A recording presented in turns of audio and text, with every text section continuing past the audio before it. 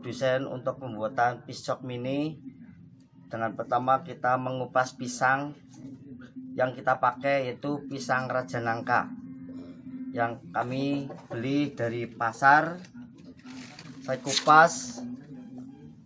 Setelah pengupas kupas, nanti ada proses memilah atau mengiris-iris sampai jadi kecil-kecil.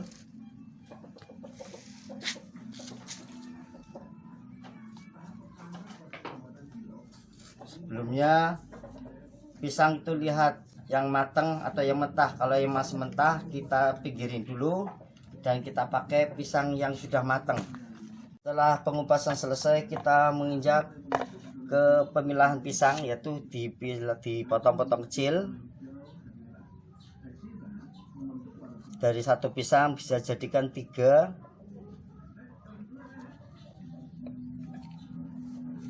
Dan kita jadikan kecil-kecil lagi. Karena kalau kita pakai pisang yang kegedean, hasilnya juga kurang bagus.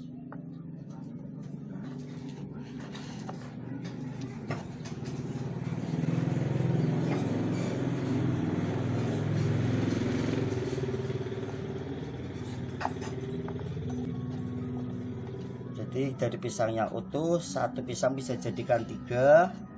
Nanti bisa dibikin kayak jari-jari kecil-kecil.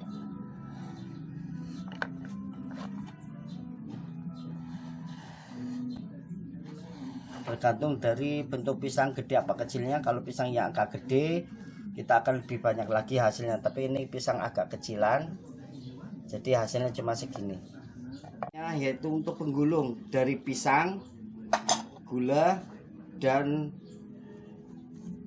kulit lumpia. Jadi yang satu digulung untuk pembentukan piscok yang masih memanjang. Dengan dibantu pengelemannya pakai terigu yang ditambah dengan sedikit air. Setelah berbentuk panjang, kita diamkan dulu beberapa menit biar gula sama pisangnya itu agak merapat atau menyatu.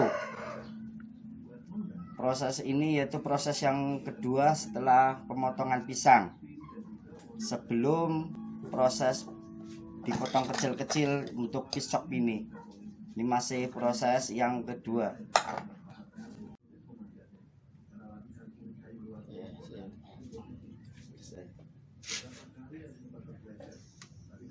Setelah proses penggulungan selesai, ditunggu beberapa lama, kita potong kecil-kecil. Ya, bisa 1 panjang, bisa 7, bikin 7. Nah, sampai membentuk piscok mini. Ini belum proses penggorengan, masih proses produksi setelah penggulungan dipotong kecil-kecil.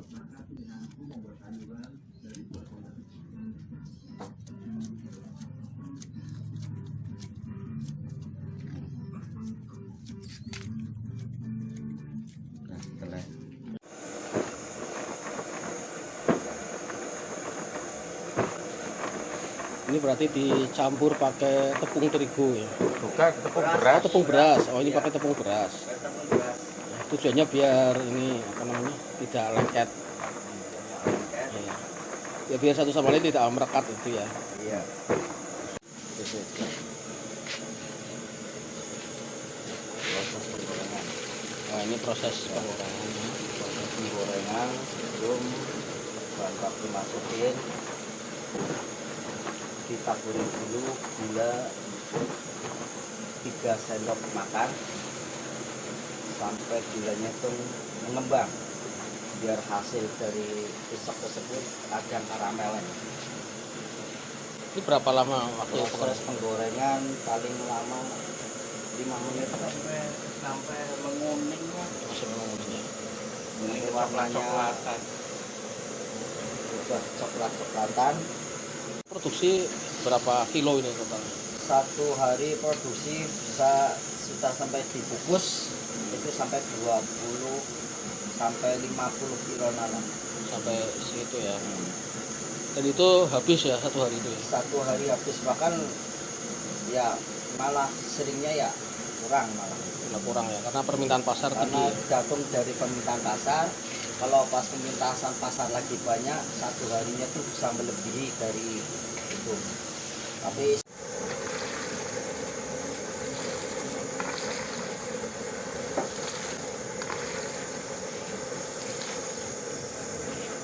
sampai berbentuk keemasan. Setelah berbentuk keemasan matang, kita angkat dikit-dikit dan kita tiriskan tempat namanya kerudung biar minyaknya turun, jadi tiriskan dulu.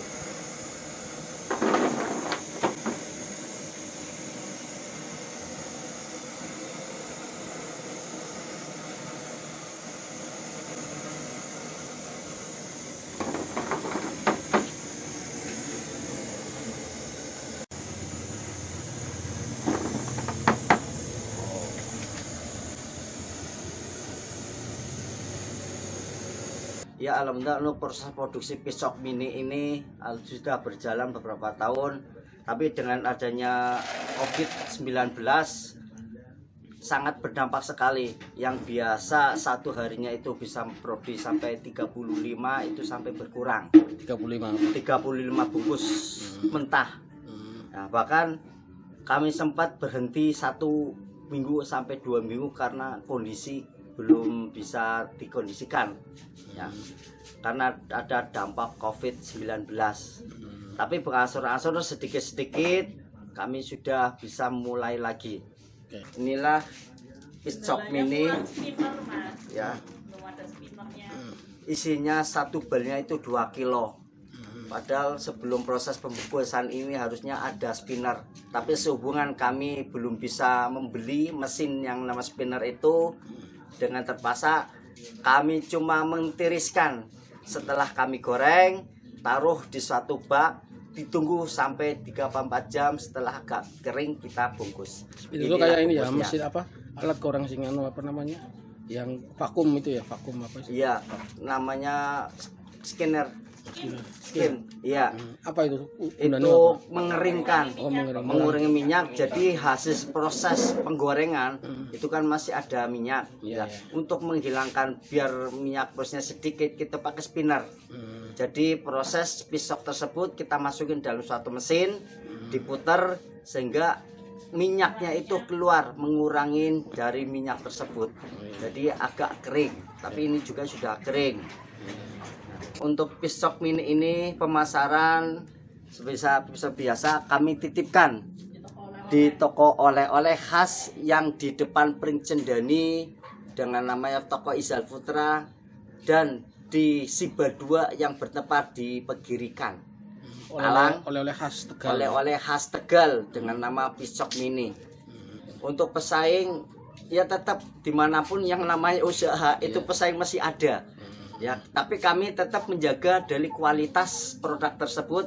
Alhamdulillah sampai sekarang ya tetap bertahan dengan persaingan yang semakin ketat. Bahkan di sini juga ada persaingan dengan sistem penjualan lebih murah daripada biasanya. Tapi kami tetap dengan menunggulkan kualitas dari produk pisok mini tersebut. Alhamdulillah sampai sekarang masih bertahan. Ya, omset dari mulai produksi, dari mulai bahan mentah seperti pisang, gula, terigu, minyak, dan pendukung-pendukung yang lainnya, kami alhamdulillah sedikit-sedikit ada pemasukan. Ya, harapan kami selaku produsen dari home industry makanan ringan, untuk pemerintah kami minta supaya ada bantuan masalah pendanaan. Terus terang, kalau dari kami sendiri untuk mengembangkan dari produsen tersebut butuh ada namanya pendanaan atau bantuan dana, modal ya, untuk pengembangan usaha. Sementara ini kami usahanya ya masih kecil-kecilan, dan kami juga insya Allah akan tetap berjalan. Bahkan kalau memang sudah ada modal, kami akan lebih kembangkan lebih banyak lagi. Modal itu terutama untuk pengadaan apa? Terutama terus terang untuk pemodalan dari pisang sendiri ya, kemudian gula terutama ya, sementara ini gula sama minyak. Termasuk pembelian apa Rane? Spinner. Pembelian spinner Iya, ya. Dari kami itu untuk lebih bersaing lagi, pembelian spinner untuk mengeringkan dari produk tersebut, memisahkan antara minyak sama bahan sama mengurangi kadar minyak. Iya, iya. Ya, mengurangi kadar minyak penggorengan supaya jelantannya juga agak lebih banyak. Kami juga membutuhkan spinner itu untuk pengeringan.